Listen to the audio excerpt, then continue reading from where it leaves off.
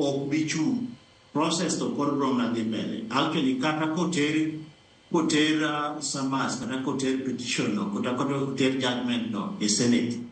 Senate body dhi kawe kaito gi debate kaito speaker biro. To speaker bro rule ne watima wadhi mbele. Koro en gima bro dhi mbele ma ok bichungi.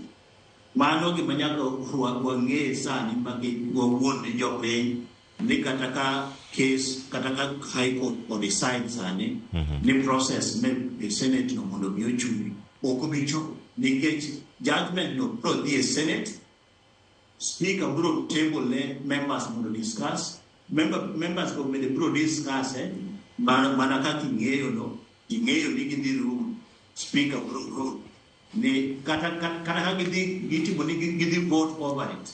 Ka vote to gidhi vote ni gibro set judgment na side gin gibro yalo nyaka gitiegi. Manyiso ni Gachagua gimobro timo obro kawo gigo te mo okawo case kata mana judgment no bende obro dok godo e court ka osetim voting ni either igole kato gole. Mago gik makoro nyalo dhi godo e court bang'e ka process mar parliament setima oserumo.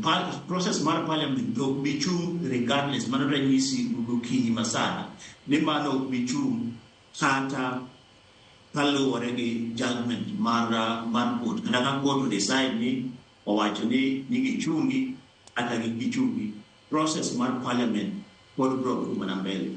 Kuma Gachagua nitiere kod thuolo en ni ka process mar parliament no oserumo to bro kawo gigo te obro dhi gol kata ka parliament kata ka senate o vote ni mondo mi ogole ok obi wuok kamano pod en gi thuolo mar dhi e court kaito court bro chungo execution bro chungo teko mar no mondo mi giriti magiwinj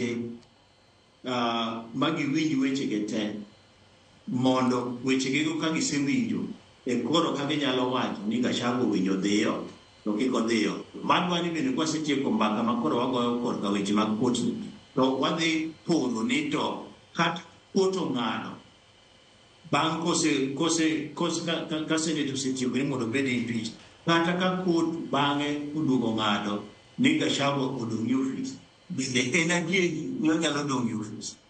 Ndiera machon en ne ok onyal bedo e office moti nikech kaluwore gi mabende wanyalo lose bang'e e wi mbaka makoro erokamano ahinya. Ka wadhi mbaka machielo modago kar kae wadagoyo mbaka makoro sani otenore kod manyo jalup jatend piny Kenya manyien. Nitie jok madwaro lemo ni mawuok e kidienje mopogore opogore. Chris Owino oloso sigana machalo kama. Wawinjane kaeto wanene listi mantiere kar ka. Oting'o kacha list mokwongo ne nitie kod Ndindi Nyoro, ne nitiere kata kod Musalia Mudavadi. List no sani olokore.